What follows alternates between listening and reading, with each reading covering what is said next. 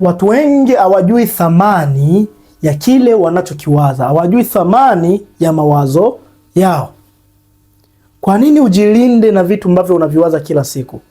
Ni jambo la muhimu sana. Maana yake kuna msemo unaosema ajionavyo mtu ndani yake ndivyo halivyo. Sasa leo hii nakuja kukupa sababu 5 kwa nini ujilinde na mawazo unayoyawaza kila siku. Sababu ya kwanza, mawazo huunda mwelekeo wa maisha yako. Thought are things. Sawa?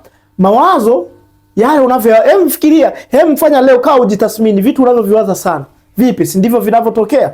Mara nyingi wengi huwa wanawaza juu ya umaskini, wanawaza juu ya hali mbaya, wanawaza juu ya maisha magumu. At the end of the day, yale wanayoyawaza ndo huwa yanakuwa ndo flow kwenye maisha yao, yanakuja kwenye maisha yao. Jambo la pili, mawazo hasi hudhoofisha uwezo wako. Niambie, mtu ambaye anawaza vitu ambavyo ni negative, uwezi ukamkuta hata siku moja ana furaha. Uwezi hata siku moja ukamkuta ana tumaini la kusema leo nimeanguka ila kesho nitasimama. Uwezi kumkuta hata siku moja.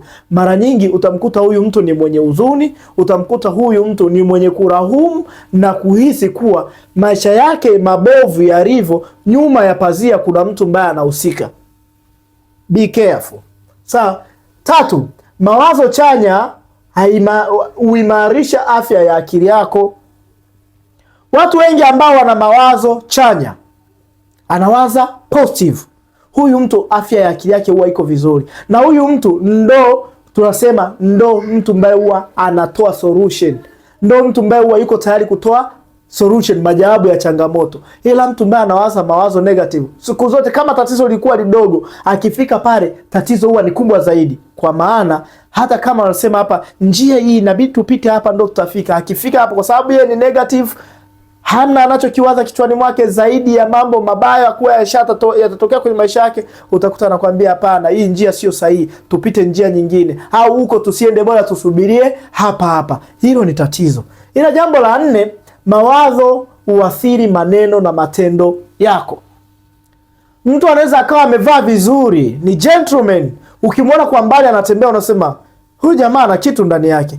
Ila pindi anapofungua mdomo wake na kuanza kuzungumza, unajua huyu mtu kumbe ni zamwamwa.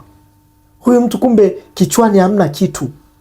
Kwa maana kilicho kichwani mwako tutakijua kutokana na wewe kuanza kuongea. Yaani unavyoongea tu tutajua wewe ni nani. Maneno yako yanakudhibitisha wewe ni nani. 5 na mwisho, sio kila wazo ni la kweli au la faida. Ni kweli mawazo yapo, kwa sababu tunasema hivi, kwa siku tu mwanadamu anaweza akawaza mawazo zaidi ya mamilioni kwa siku hii moja. Ila sio kila wazo linaloingia kichwani ni wazo. Sisi tunaelewana? Mawazo mengine yanakuja as a trash kwa ajili ya kuchafua. Na unajua kwa nini haya mawazo huwa yanakuja? Kutokana na mazingira yaliyokuzunguka, vitu unavyovitazama na kuvisikiliza.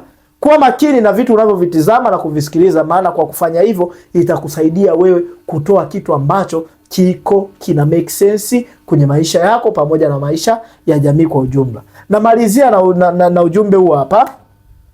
Ukirinda mawazo yako, umerinda maisha yako 100%. Sisi tunaelewana? 100%. Ukirinda mawazo yako, utakuwa umerinda maisha yako.